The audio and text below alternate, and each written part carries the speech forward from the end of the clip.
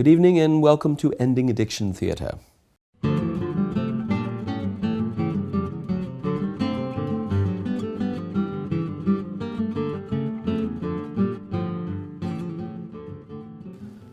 You're probably wondering why I'm not sitting at my desk and have adjourned to the library wearing tweeds and an ascot.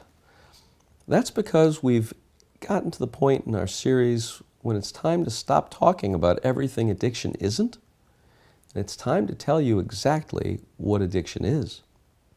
There's no better place to start than the first use of the word addiction in the English language, courtesy of William Shakespeare. So the play is Othello, set on the island of Cyprus. Here's the scene. Othello has been gone. He's been off searching for the Turkish fleet, which is bearing down on the island. If the Turkish fleet lands, they're going to kill and enslave everybody, tear the island to pieces, and everybody's scared out of their wits. At the height of their fear, three things happen at once.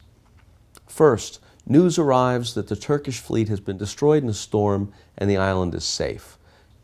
Second, their great General Othello lands. And third, he brings the news that he's getting married. So he sends all the town criers out into the streets to give the order, every man put himself into triumph, some to dance, some to make bonfires, each man to what sport and revels his addiction leads him.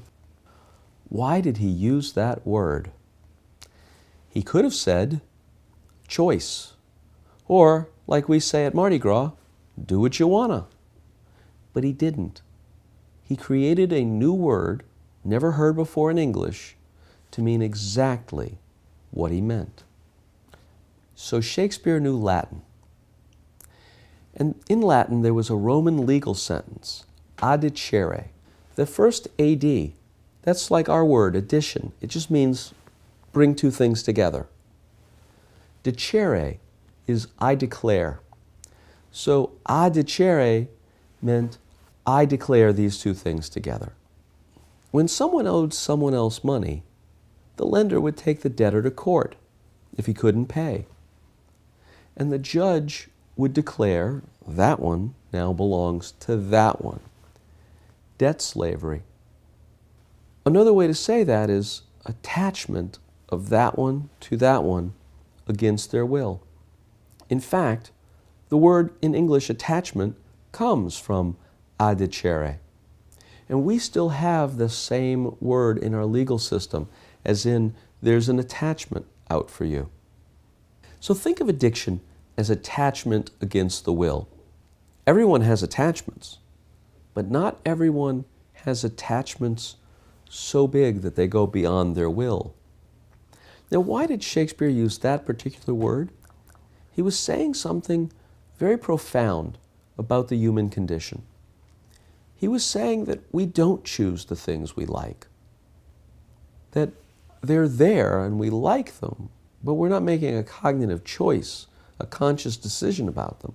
No one on the island of Cyprus that night said, well, bonfire dancing, I'd really rather go dancing, but I hear bonfires are so much morally superior. People did what their attachments drove them to.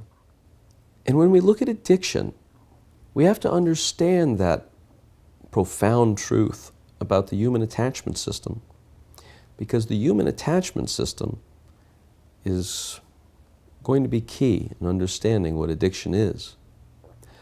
We're going to start looking more at the biology of addiction and how we can understand it next time. I hope you join me. Until then, be well.